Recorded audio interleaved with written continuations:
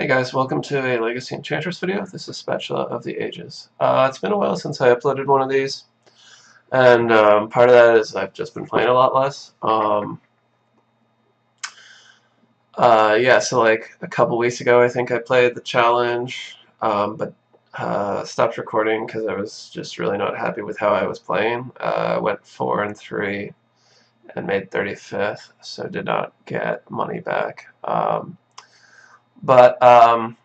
I did make a few changes to the deck list, so this video is going to be aimed maybe a little bit more at people that have played Enchantress or have been following a little bit.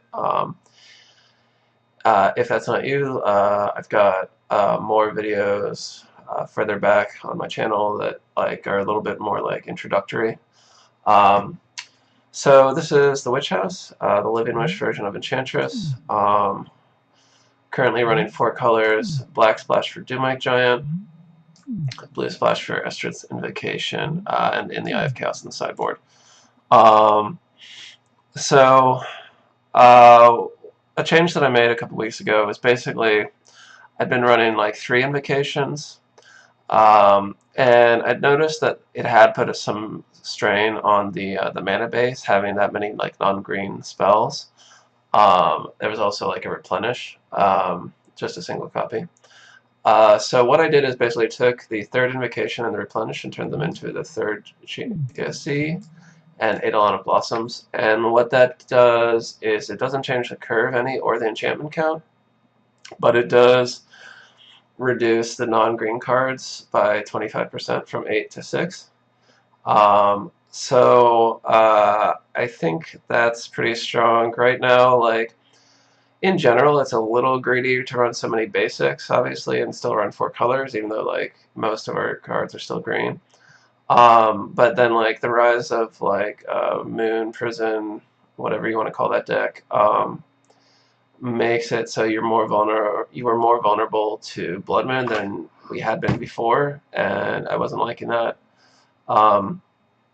It also can sometimes randomly cost you against Delver decks running Wasteland. Yeah, we've reduced our reliance on non-green cards. The other change is Ground Seal, I think, has lost some value because a lot of Miracles decks have switched from running 3 Snapcaster to running 2 Mission Briefing, 1 Snapcaster, and Ground Seal doesn't do anything to Mission Briefing. Really the cards that Ground Seal effects that are relevant in the current format are Life from the Loam, Snapcaster, and Surgical Extraction, and then whatever, a handful of random cards. But mainly those 3. So you still, I think, want a certain number of enchantments that draw a card to be running Estrid's Invocation at all. So I'm still running the 1, but the second one became Seal of Primordium, which I think has a lot of value right now with Stone Blade, Mono Red Prison, Miracles increasingly running more counterbalances. So yeah, that's the main deck change that I've been doing. Sideboard wise, so our non-wish targets are going to be the same: Double Choke, in the Eye of Chaos. You can run an Engineered Plague. I think it's pretty good right now in the format. You can bring it in against any deck running True Name. Against Mono Red, you can bring it in and name Goblins usually. There's a fair number of decks that it hits right now. Death and Taxes it's good against, and obviously it can be very strong with Estrid's Invocation. I don't think it's quite strong enough to make the 15 because our sideboard slots are just so tight with the wish board.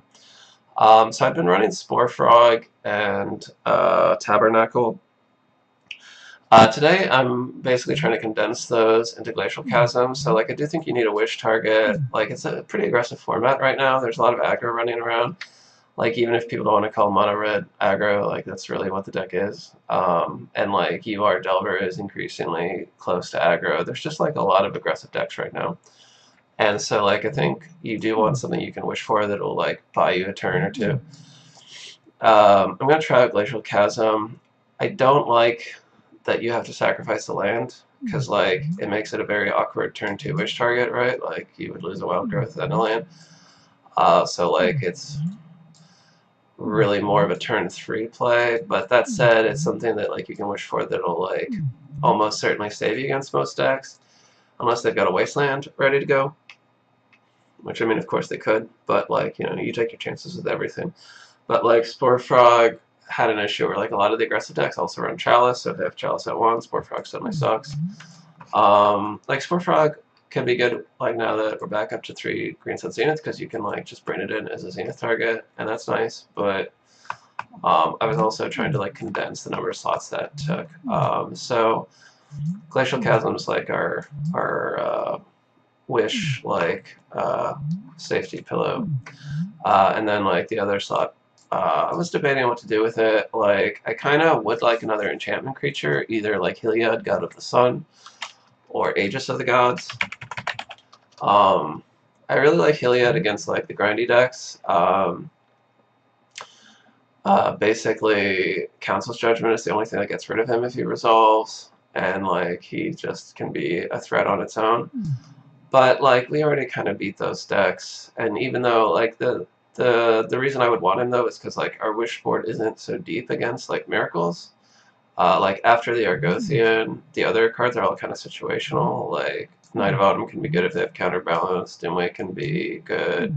Emrakul can be good if you've got like a Sanctum going or you're close to that 15 mana. But like before that, it doesn't do much. And like Gaddock can be good, but not game 1 when they still have like 4 Swords to Plowshares running around in their deck. Otherwise, not finding much value. And like Courser's okay, but especially now that like few of them are running Predict these days. But still, it's not like a terribly deep bench against the grindy decks. Aegis of the Gods is another option because like it can be good against, well, it can be okay against like Storm combo. It's really not like great because it only stops the kill condition and the discard, but like if you don't stop them from going off, they have time to like, they have the ability to like, you know, dig for a bounce. But like it also can be good against like black-based disruption decks as well, and burn. I mean, it's like okay against burn. Obviously, it's just like eats a lightning bolt. But yeah, so I was thinking about those, but without the ability to do as much testing, because I'm not playing as much, I'm just going to go with Revoker, because Revoker is sort of a general utility card that like comes up in lots of random situations. But I don't really recommend wishing for Revoker against like you might be tempted to try to deal with Planeswalkers with it, and that like almost never works out for me. Certainly not against like Grixis Control, because then you turn Culligan's Command on in a big way, and not even really against Miracles, because they just run so much creature removal. Yeah, and then like, you know, you spent a card and not gotten ahead. So yeah, just a heads up.